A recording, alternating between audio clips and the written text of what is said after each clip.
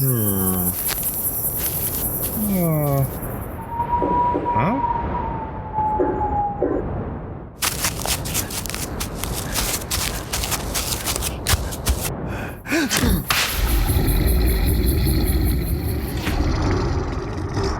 You're listening to Cryptid Clues, featuring your hosts, Taylor Field and Reuben Olson.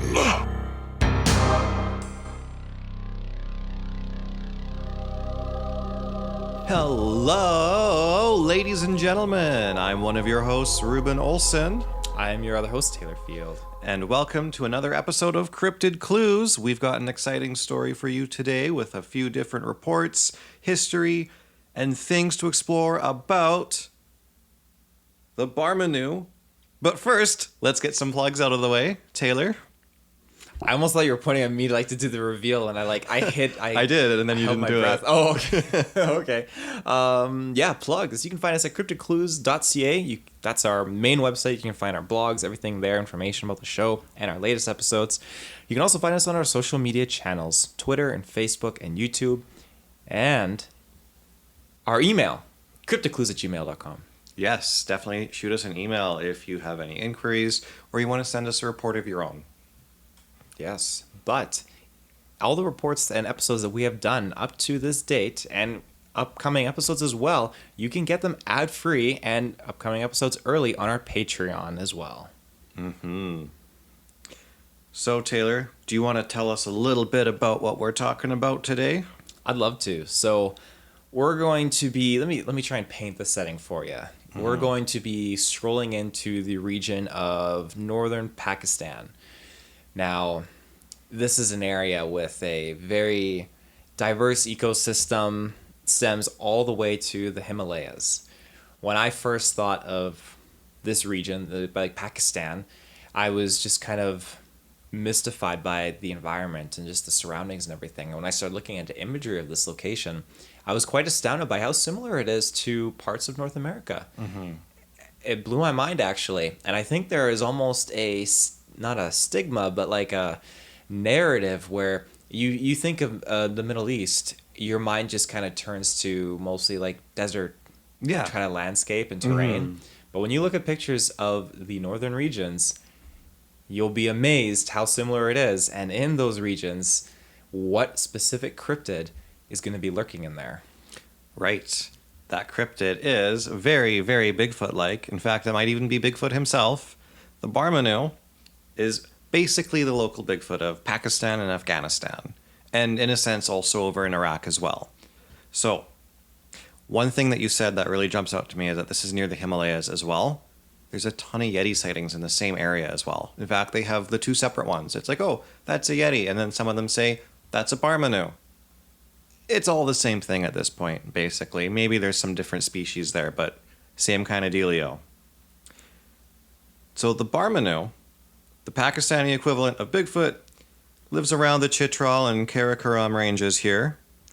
But interestingly enough, despite it being right in the Yeti habitat, we've got lots of reports to go over today. And I know I kind of gathered a lot of those reports for myself. Kind of left Taylor out on his own with his notes today, so I'm going to be doing a lot of talking later. But before we dive into Taylor's stuff, one of the unique features of the Barmanu that I'd like to just leave you with as like a thrilling hook for later on is that it's reported to wear animal skins on its back and on its head, showing off its kill or perhaps clothing itself. And like Sasquatch, Barmanu is alleged to abduct women and mate with them, which is a very Sasquatch-like thing that you hear a lot of. Yeah. And then we're going to go into some reports by Jordi Magraner later, who wrote a lot of papers on his search for the Barmanu. During 1987 to 1990, he went on a big expedition, interviewed a bunch of people, and went hunting for this thing, just to find out about it, not to kill it. And later on, there was also a search in May 1992 by Dr. Anne Malisand, which ended only with late evening vocalizations, unusual guttural sounds that could only have been produced by a primitive voice box, and no further progress was made beyond that. So Our scientists have done their research. People from Europe have done their research, and they can't find out a whole lot about this creature otherwise. But hey, it's Bigfoot. Taylor, do you want to dive right into some reports or other information? Before I get into some more reports, I'm going to dive a little bit more into this kind of terrain. I'm a big sucker for sure. the landscape areas. I feel like I interjected a little bit too soon then. No, you hooked the bait onto the end of the fishing line, and you left it there for me and for everyone to really just reel you in. So, what do we got here? Now, this area in general, it is towering with mountains that are covered in snow, deep narrow valleys, and glaciers. The world's second highest mountain, K2, is actually located in the far north, as are a dozen other peaks that are more than 25,000 feet in elevation. Ooh, we've really piqued my excitement.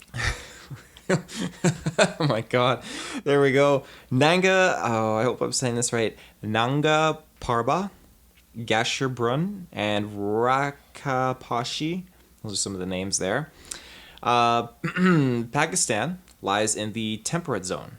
The climate is generally arid, characterized by hot summers and cool or cold winters. Wide variations between extremes of temperature at given locations, and again, there's relatively little rainfall. As far as we go looking at wildlife, it is home to leopards, wolves, caracals, badgers, hyenas, mongooses, ibexes, snakes, various birds like eagles and kestrels. And one of my personal favorite things to get into, and shows to a previous episode I did not too long ago, Pakistan has 35 protected areas known as national parks. As of 2012, 25 of these are under supervision of respective provincial governments and remain in private care. And only some of these are under the conservation scope of the IUCN. Protection and conservation of the environment of Pakistan was included in the concurrent constitution of 1973. All that kind of fun stuff. But I just find it fascinating when you can kind of look at the parks system and these national forests, especially when you have a large chunk of them that are protected by the government. I'm not insinuating anything. I'm not at all. I'm just a curious little guy. And something we'll find out later as well is that in this area, when people go missing, the police are used to it. They don't even look. See, I find that really, really distressing. If you're curiosity like myself, some of the national park names, gosh, I hope I'm even pronouncing this. I was looking more in the northern part because, again, we're looking at that general area that connects to the Himalayas. That's where these sightings usually take place. Mm-hmm.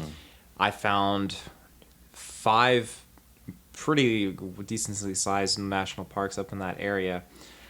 Kunjara National Park. I'm just so bad at pronouncing these. Chitral National Park. I'm just alienating say the our first fan way base. that it rolls off your tongue. Don't even pause. Just let it go. Disney National Park. Disney National Park. That's exciting. Yeah. You go to Disney National Park and you're like, where's the castle, folks? Where's the Bigfoot? It's some guy in a big suit that comes up and greets you and waves, interacts with your children, takes some photos. Okay, that's either an A or Z. The picture I took is it was a clear quality earlier. I don't know why it dropped in pixel quality. Every Bigfoot researcher ever. Yeah, no kidding. Oh, that's great, actually. Margala Hills. There's 5 of these significant national parks up north. Go look at them. I apologize. This photo. Look at this photo. Can you read that? Can you distinctively tell me what those names are at the top? Kunjara National Park, Chitral National Park. Oh, I missed a word there. He's squinting his eyes. Disney National Park. Disney National Park. It does look like Disney. Zimbia. There's Margala Hills National Park. Lal Suhanra National Park. Hazarganji Chiltern National Park. Kithar National Park. And Hinjal National Park. I did not pronounce any of those correctly, most likely. Ayubia National Park. Margala Hills National Park. Looks like a Deosai. A DSI. DSI. That's where Nintendo made them. There you go. So that's it for national parks from me. Take it away, Reuben. Oh my goodness. You're telling me to take it away now, but I was going to go right back to you with our scattered notes and say, Taylor, do you want to talk about the first report you've got there? I'd love to. So I wouldn't necessarily equate this to actually being a spot-on sighting, but more so just an account of a tale that I had found. And I'm going to read it word for word here, so quote-unquote. Quote-unquote, time for an ad break. Let's do it. Welcome back, ladies and gentlemen. A little bit sooner than usual, but I figured before we dive into our encounters, we'll get an ad break out of the way. Pardon me. Carry on, Taylor. Last year, I was returning from a far-flung area of Astor after a fishing trip, and we decided to pay Deosai a visit. It was late too, we made it to a restaurant just below Chilam Chowki, and they provided us a room to stay for the night. So my father has been roaming in the Himalayas since he was 15. He is now in his mid-50s. All my life, I've been hearing this one particular story from him over and over again. So how he described it was that once he and one of his friends and a helper were staying in the mountains, and suddenly in the middle of the night they heard a loud scream. They kept hearing the screams for some time. They went out and made it to an abandoned shepherd's house made from stones. As he described it to me, that there was something throwing stones at them from near the house. The helper, who was local, told them that it was a churail. Churail? I think that's how you would say it. Churail. That's all I heard from my father. But when I was at the restaurant near Deosai, he called the owner and asked him a couple of questions. Keep in mind, this wasn't a luxurious restaurant, but kind of a hut. The owner, who is from that area, told us that there is a creature in the mountains with long hair and a long face, and its height is very short. He told us that his great-grandfather had captured in Karga near Gilgit, and tied its hair to his horse and put it in a sort of cage. That is all I remember, but the story my father told might have some truth in it. He has spent literally 40 straight days in the mountains just climbing them and hunting there. When I once saw a video of some creature with a white face, my father told me that this is what the creature was that he had saw. You know, it's interesting when they're in the hut and they're talking about the person having it tied up and being drugged by its hair in a cage or something like that. That is a very weird mental picture. I would like to know more about that. But also, what happens with these ones when they're captured and stuff like that? Like, do you think it's just in these remote areas where maybe like a Bigfoot or Sasquatch is taken by somebody that successfully captures one, and then they bring it to their village or to their town and it escapes? The locals don't really care. It doesn't get put on the news. I think it's just not cared. I mean, this was his great-grandfather that did this. I think you have a gap between generations here where our parents and our grandparents, maybe, they were brought up in a sense where maybe they would find something weird, capture it, take a photo, bring it into the media to publicize it or show it off or whatnot. But if you go a little bit before that, maybe one more generation back, and just depending on where you're located in the world, people are going to see weird things, but it could be the norm to them. If they And before news and stuff like that, too, exactly, even. before news, if they see this thing, they might just think it's just some wild predator, and they're just going to, like, hey, get out of my land. I'm going to detain you or, like, God forbid, like, kill you or whatnot and just drag you off. You know, it's interesting to think that, like, not even 100 years ago, sure, America was advanced enough that we had newspapers and all that kind of stuff, but maybe out in the Middle East, you still had rural towns and things like that were like basically Wild West technology. So if somebody captured a Bigfoot or a Sasquatch and brought it into town to show it off, word's not really going to leave that place. Yeah, absolutely. What I want to know is what happened to it. Did it escape?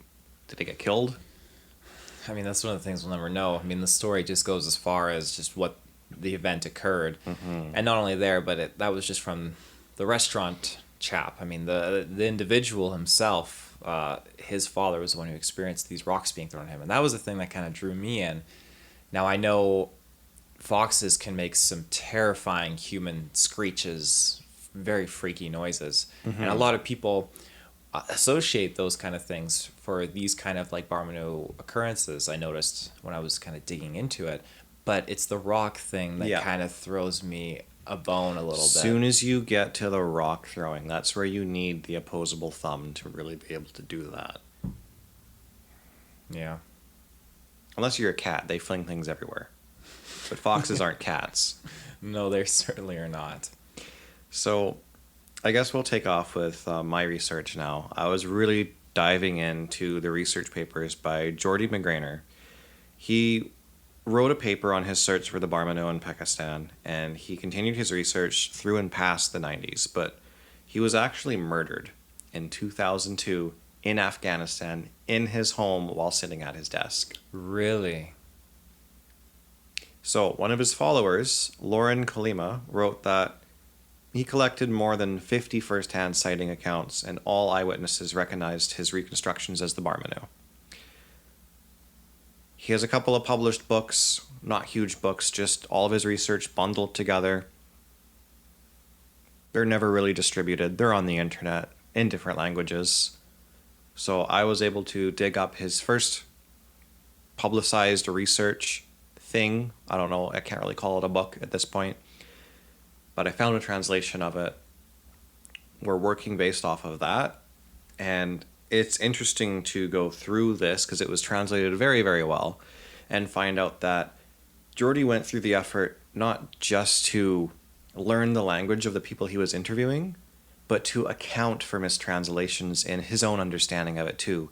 So while he was doing interviews with his eyewitnesses, he would use a lot of mimicry and visual representation of what they're talking about and let the interviewer, like, when they're talking about height and stuff, they would actually physically try to, like, put their hands somewhere, do elaborate gestures, do movements and things like they saw. And he actually worked off of a questionnaire where he would cover every single detail on the physical appearance of the creature and their story of what they encountered, what they saw, and what happened. So he would not only get the visual representation, he would get their story. He would save all of that information for the very, very end, and then he would show them pictures and say, well, which of these pictures looks closest to what you saw? And every single eyewitness, with no communication between each other, pointed to a picture of something called the Pongoid Man, which, if you remember, an old Bigfoot claim was the Minnesota Iceman, which may or may not have been a Sasquatch, but of a shorter stature. Same thing. Exact same picture. That was his reference for his drawing of the Pongoid Man, was a Neanderthal-like human, very tall, covered in hair. Basically, it's a picture of a Bigfoot. But every single one of them pointed to that. And then they would add to that and say, but the one I saw had breasts, or the one I saw had reddish hair, the one I saw had white patches here. Right? The other nice thing is that almost all of his eyewitnesses never shared their stories outside their villages or towns. Everyone that he interviewed for the first time. So he was the first researcher in that area to inquire about the Barmanu. So let's dive into one of the original reports from Jordi Magraner. This is Eyewitness Report number 2. Information provided by Purdom Khan, 52 years old. He was a Chitrali shepherd. This event was recorded the 25th of January, 1988. The story is in September 1977. So in 1977, September, Purdom Khan, a shepherd, was watching his sheep at the top of a mountain, at an elevation of 3,500 to 4,000 meters, sitting on a rock in the middle of the prairie. It was sunny between 3 and 4 in the afternoon. Suddenly, a stench attracted his attention to the lower area. An odor like that of a 3-day-old dead cat or dog, as he said. The shepherd then saw a hairy man, 3 to 4 meters from him, lower down. He stayed put, observing it in silence for 2 hours. The hairy man could neither see nor smell him. The shepherd was not afraid.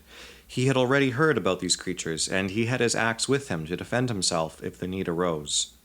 Even though it was the first time, it was normal for him to see a hairy man, and it is simply by curiosity that he decided to observe it. The creature was a young adult male, of average stature, between 1.7 and 1.75 meters. It was sitting crisscross, eating ant larvae or nymphs, which he picked with 2 fingers, his thumb and index. It was in full sun. Its muscles and chest were well developed. The general appearance was that of a man, but the body was covered with long reddish hair. It did not wear any clothing. The hair on its head was long. Its face was wide, with prominent cheekbones. It had some kind of a beard, and only its cheeks, nose, and area around the eyes were hairless. Its nose was wide and flat, with visible nostrils. The brow ridges were wide and prominent. Its eyes dark and like those of a man. So were its hairy ears. It had no forehead, and its neck was very short. Its mouth was very large, without visible lips, but with teeth similar to those of a man, but more massive. Its chin was weak and hairy. Legs and arms were rather long and more muscular than those of a man. Its hands and feet were very wide, with hairless palms and soles, but the tops of the hands were hairy. Nails on its fingers and toes were similar to those of a man as well, but a little longer. The shepherd added that the fingers were long and the feet were very wide compared to a man's. Now this is the fun part. His wiener, I'm just going to say wiener in place of everything, because that's funnier. His wiener was very erect and large, like that of a donkey. When the hairy man moved, he walked upright like a man, chest forward, feet turned in. Its skin, visible through the hair, was dark. When a large dog approached, the hairy man left directly downhill towards the forest. Doesn't end there. A few days later, at around 1 a.m, our witness saw the hairy men a second time at the same place. The shepherd was climbing down with a young woman. The hairy man reached out and grabbed her, but the shepherd quickly pulled her back, and the hairy man fled at the sight of the axe that he wielded.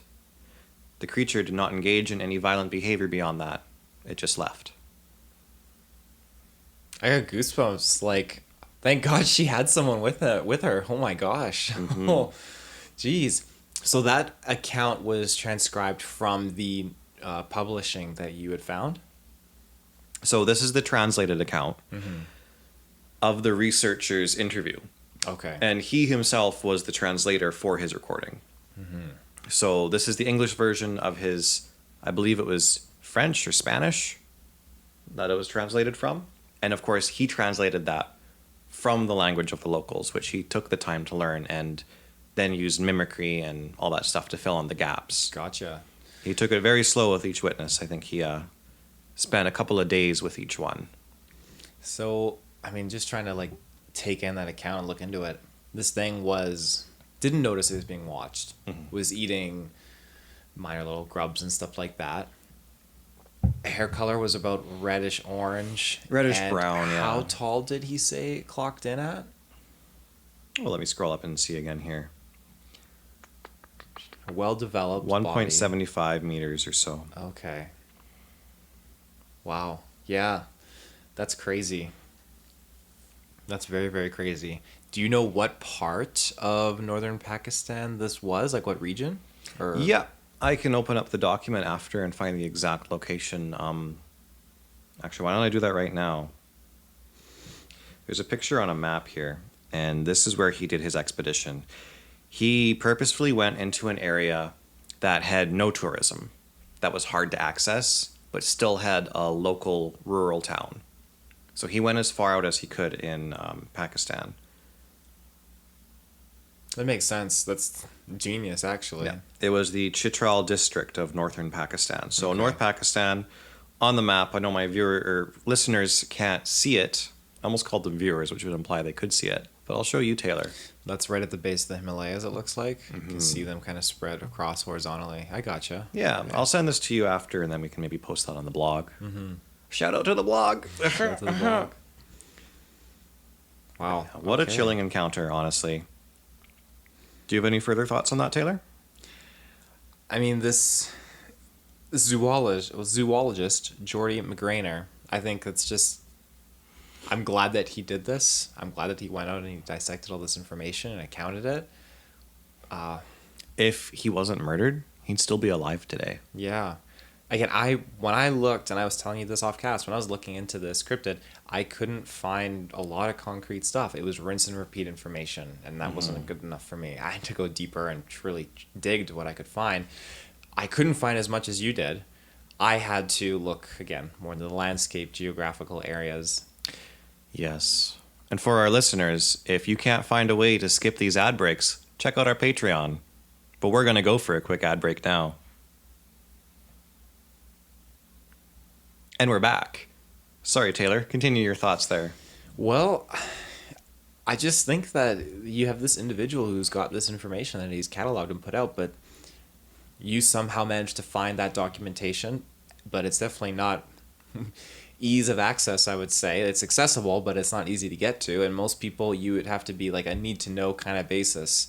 People are going to... It's not going to be presented to people. Let's put it up on our blog after. The whole thing. Absolutely. We'll just link it to the PDF. Absolutely. Do you want to dive into the next one?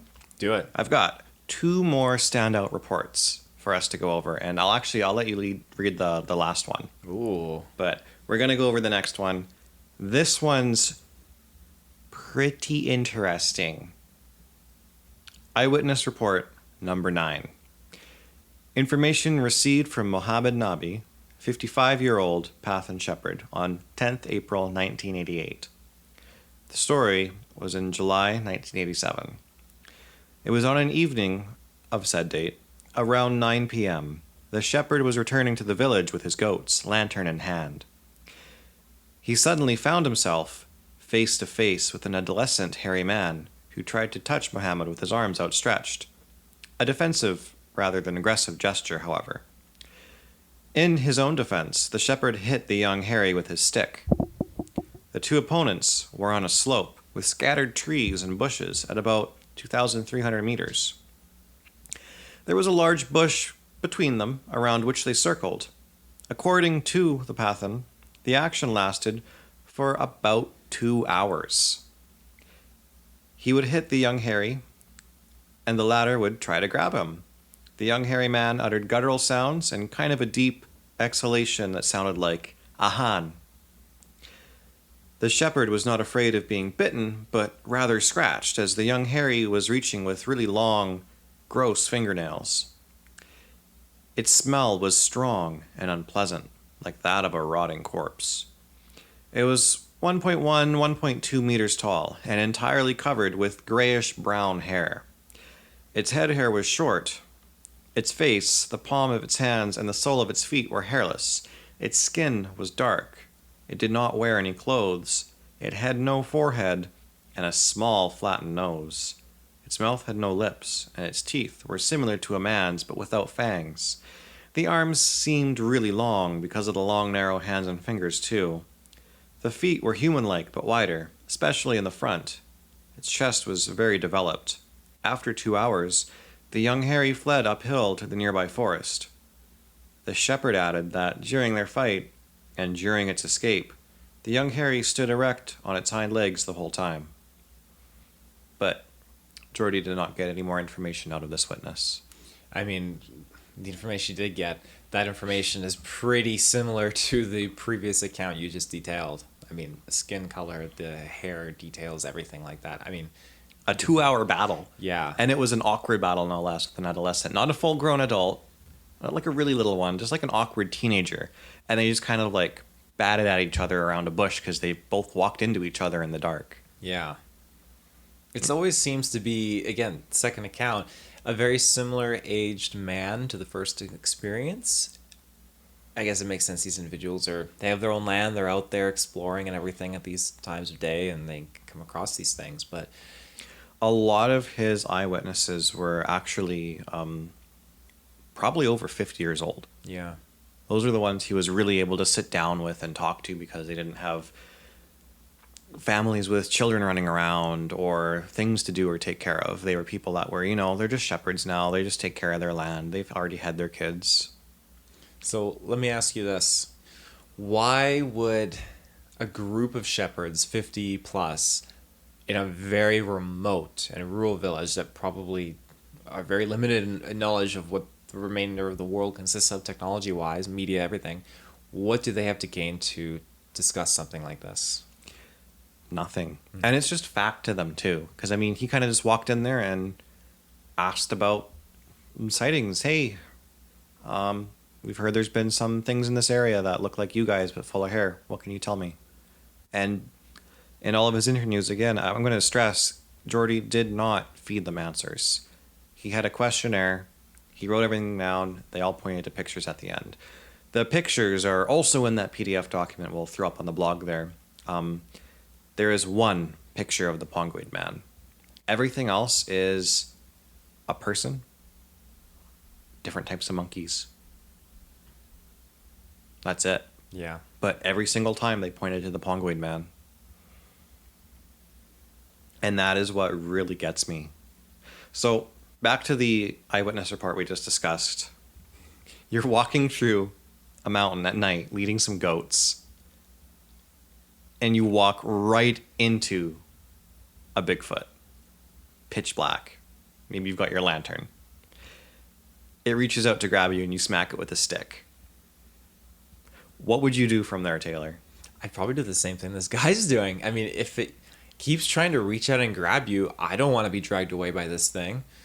I mean, if you grow up in that area, you're going to be accustomed to dealing with something like this, because you're going to hear it through your parents or local folklore, like these things are out there.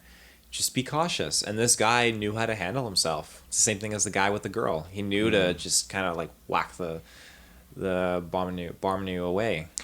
And that's the other thing too, is this isn't like a local legend that was made up to keep children out of the forest at night. These are shepherds out there encountering these things. They're giving these reports to this guy because he's asking about it, but they're not telling their kids about it. Their kids don't go up and play 2,300 meters up a mountain. This is way beyond the reach of children's bedtime tales, like the boogeyman kind of a deal, you know? Yeah. Do we have anything along the lines of these shepherds having their livestock like removed or anything like that? Or is it just mostly just in-person encounter? There are some notes where when he was inquiring about some general knowledge of the creature, they say, it lives up in the mountains in the caves. It mostly scavenges dead livestock, picks meat off the bones. That was kind of it. That's all they really knew about how it lived, because all their encounters were just things like this. You didn't have anybody up there to research it before Jordi. I like that these accounts usually are described as singular, like there's one out there. That's kind of the narrative, like, oh, there's more than one Bigfoot out there? I thought there's just one kind of walking around out there. But interestingly enough to note, it's the hair color, the different things like that, even the hands, right? There's another report that I won't go over fully, but Jordi interviews an eyewitness who sees an elderly Sasquatch on a hill with a big stick, using it like a cane. Really? And it takes forever to walk around, and it gets up from a tree because they accidentally woke it up. And it just walks off. You don't hear or read a lot of things about these cryptids actually using like tools, lack of a better word. That's fascinating. And come to think of it, I don't actually have any reports in my notes about these Barmanu or Bigfoot wearing the animal skins and stuff. Right. But the locals in the area just say, hey, we see them wearing animal skins. Mm-hmm. So they're clearly hunting, but they're also clearly stripping the skin off fully of their hunts and wearing them or whatever. Maybe they're trying to look intimidating. Maybe they just want to keep a little bit warmer in the colder days. I don't know. But before I dive into my last notable report, which I'm going to let you read, is there anything else about this topic you'd like to discuss before we sort of get to our closing one? Topic as in just in regards to the zoologist, Jordi Magraner? Or the Barmanu or whatever. Well, I had found that, okay, with Jordi Magraner, again, he's a noted Spanish zoologist. He was the one who kind of first brought light to the Barmanu, just brought it to kind of international attention. And I did find that between 1992 and 1994, he, again, pursued a lot of evidence with another doctor, Anne Malisande, And during an expedition through the Shishiku Valley, investigators chronicled not only eyewitness accounts, and this is probably kind of stacking up with some of the stuff you were just talking about, actually. Yeah. And Malisand. Yes. Yeah. They discovered primate-like footprints. A European team had also heard what was described as guttural sounds, which could only have been made by, primitive primate voice box. So, I mean, you have that and much more in depth. No, actually, yours was a little more in depth than mine. Mine was just a passing note at the end. Oh, I see. Okay. And that was in 1992. That's my birth year. That's your birth year. That was my birth year. But they searched in May, not January. Sadness. Well, I think we should start to dive in to our last encounter and then find somewhere we can just surprise our listeners with an ad break in between. I'll let you do that. You're good at just sneaking it in there. All right. So I want you to read from where it says Eyewitness Report number 22. But you want to go down to, whoa. You've got like paragraphs. This is impressive. Oh, I know. You're going to go right down to where it says selected reference imagery. That's pretty much the end of it. Eyewitness Report number 22. Information obtained from Chitralis Atawila, 6 years old, and Abdul Hafiz, 4 years old, recorded June 2nd, 1990. On May 24th, 1990, around 10:30 in the morning, 3 children, 2 boys and a girl, were playing near a canal close to a village at an elevation of about 2,000 meters. The weather was fine. The girl was the first to notice the hairy woman. Frightened, she hid behind a rock, and the boys did not notice the hairy woman's presence until she was near them. She was coming down the mountain. She walked over to the smaller boy and threw him on the ground and grabbed him. The other boy, terrified, ran down to the village with the girl. They saw the hairy woman running away up the mountain with the 4-year-old boy, Gulnaz.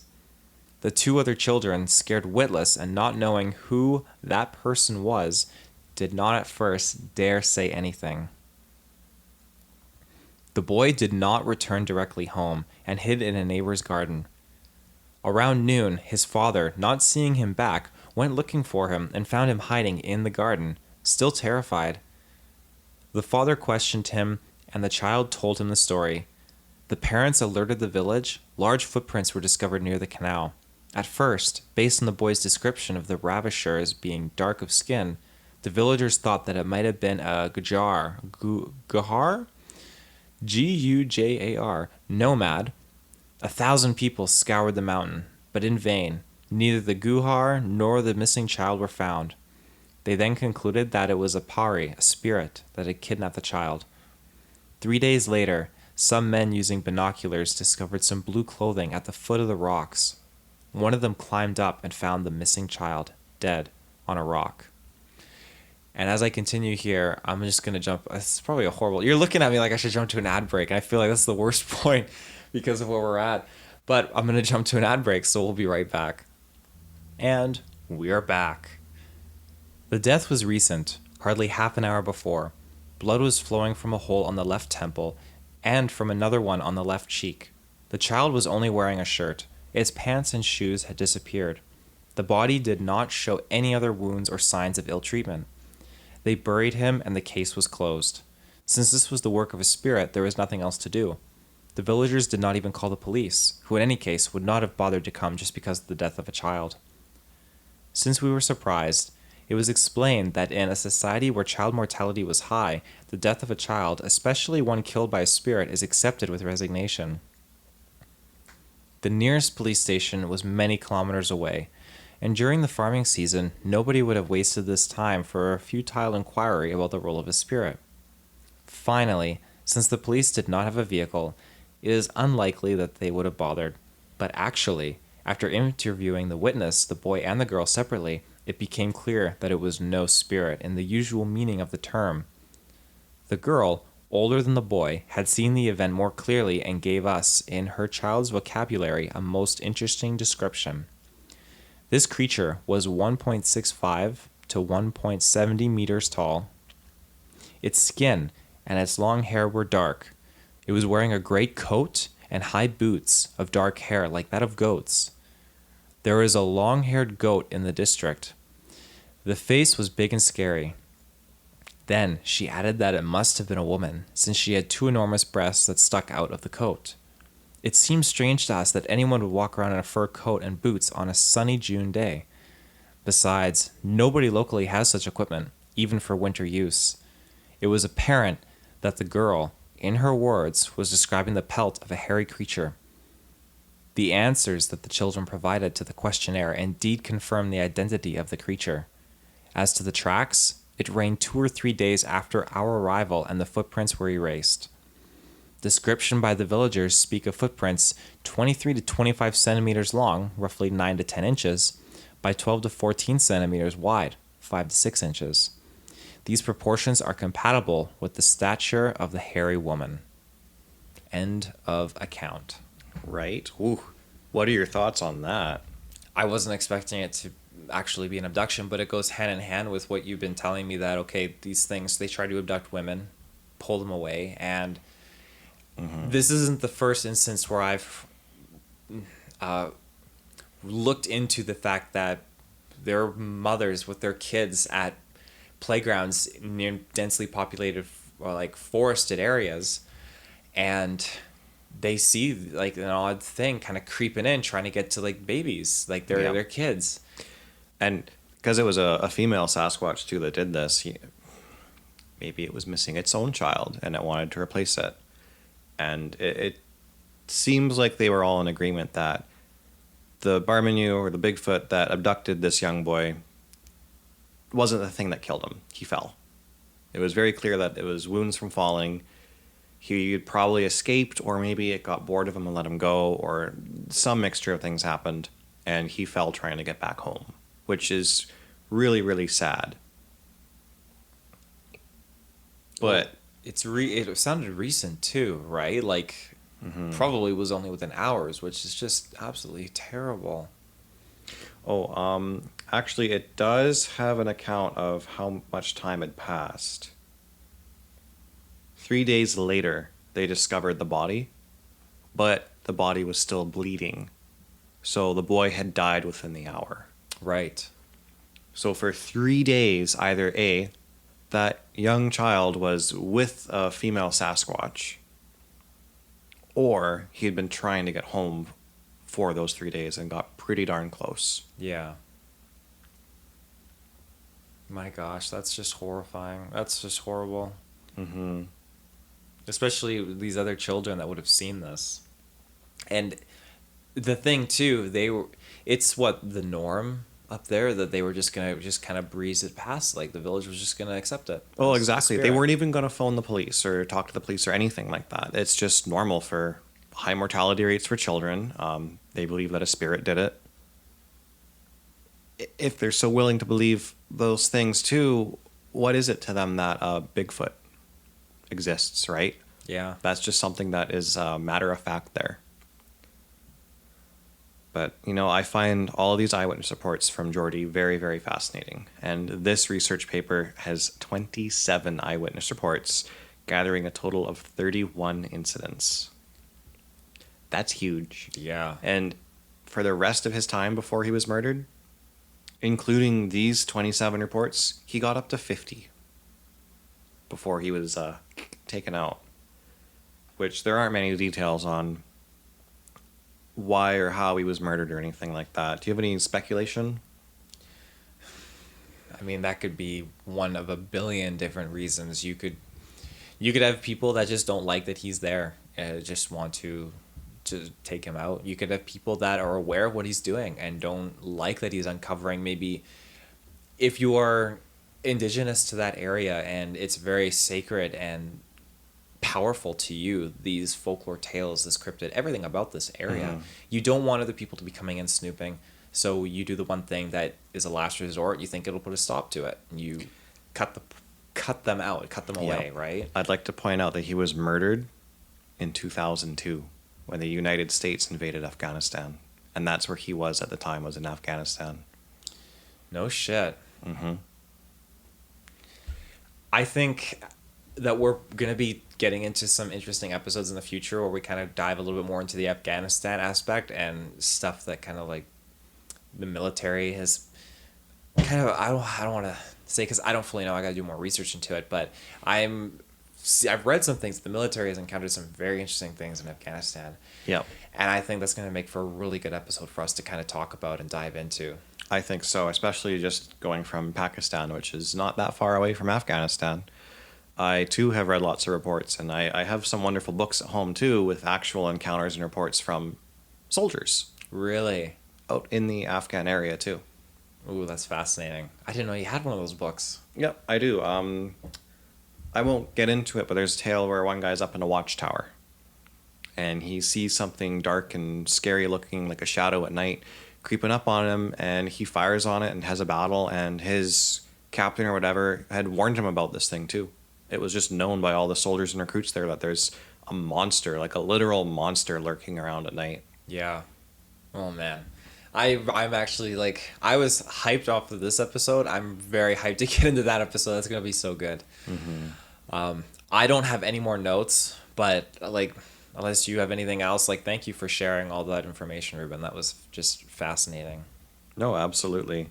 I don't have any other notes either. I mean, when it comes to Bigfoot topics and stuff like that, it's so overdone at this point. We could discuss our theoretical situations. We could say, hey, what would you do in this guy's shoes, like I kind of did earlier. But I think just closing it out with that last report, as depressing as that one is, the fact that there's just Bigfoot everywhere on this planet, and out there in Pakistan and Afghanistan, it blows my mind that we have all of these encounters and reports that are in different languages.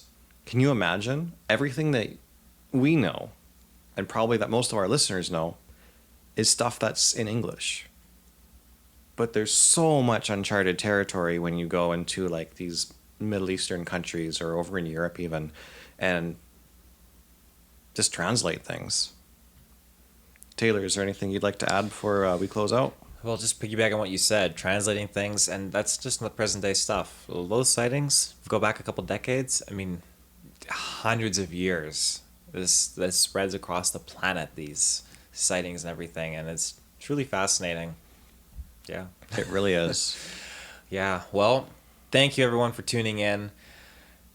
You heard the plugs at the beginning, but just in case you didn't, I'm just going to throw them again anyways. Or those ad breaks annoyed Those you. ad breaks, yeah. Go check out our Patreon. Check out the Patreon. You can get exclusive ad-free early episodes on that feed. You can find us on our social media, Twitter, Facebook, YouTube, and you can also find us on our website, CryptidClues.ca. And you can send us an email, CryptidClues@gmail.com. Say hi, and like Reuben said, if you have any experiences or stories you just want to talk to us about, let us know. Happy to chat. Yeah. All right, everybody, have yourself a wonderful day. Bye-bye.